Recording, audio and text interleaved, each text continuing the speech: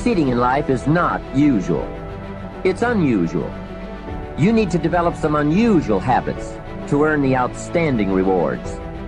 A friend of mine said, a standard education will get you standard results. You want a lot more than standard results? You need to become a lot more than a standard person. You have to act and decide simultaneously.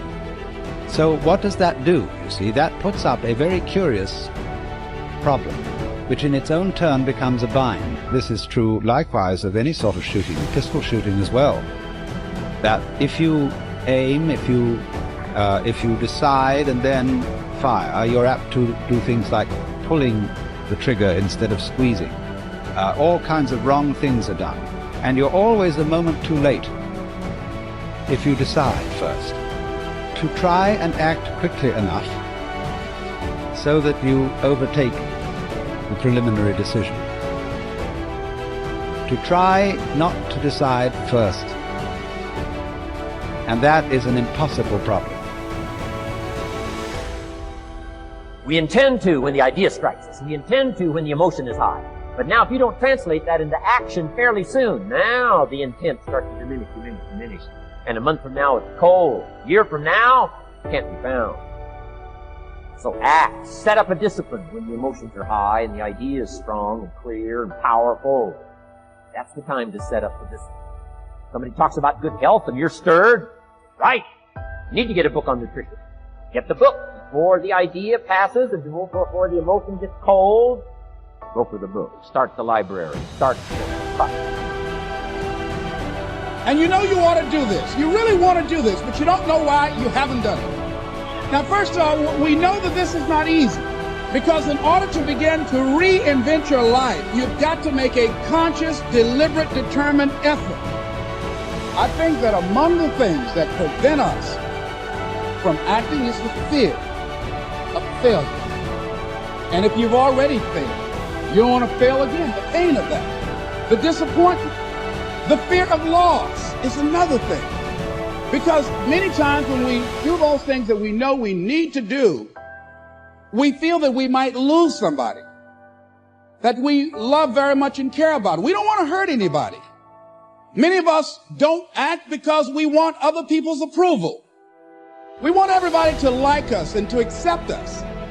And that's not possible. Life should be an exciting adventure. It should never be a bore. A man should live fully, be alive. He should be glad to get out of bed in the morning. He should be doing a job he likes to do because he does it well.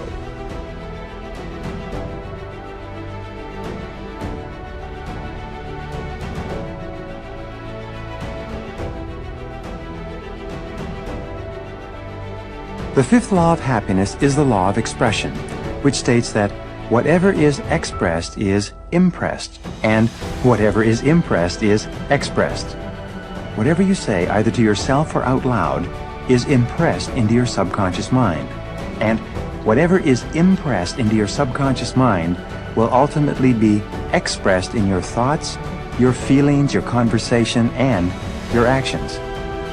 The more emotion that you use to express any thought or idea, the more deeply it will be impressed into your subconscious mind, and the more rapidly it will be re-expressed in your life.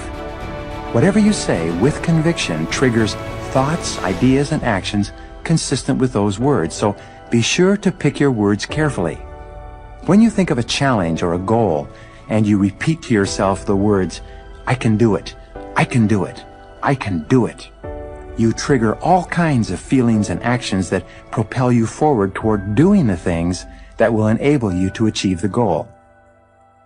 The sixth law of happiness is the law of reversibility.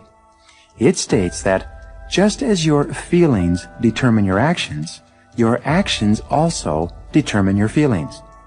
This is a remarkable and powerful law that says that even if you don't feel a particular way, such as self-confident or happy, if you act as if or pretend that you have the feelings already, the actions themselves will have a backflow effect and generate the emotions consistent with them.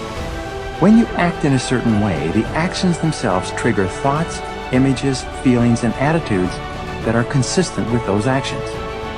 You can, in effect, control much of the content of your mental and emotional life simply by moving your body in such a way that it's consistent with the way in which you wish to think and feel. The seventh law of happiness is the law of visualization, which states that ideas and images tend to awaken emotions and feelings that correspond to them. When you create clear mental pictures of yourself as happy, positive, and optimistic, these mental pictures will trigger feelings and actions that actually lead to your being happy, positive, and optimistic.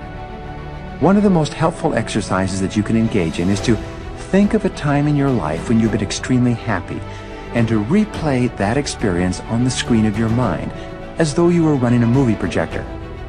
Put yourself right into the picture and re-experience or get the feelings that go with it. You can actually make yourself happy by dwelling upon previous experiences when you've been happy.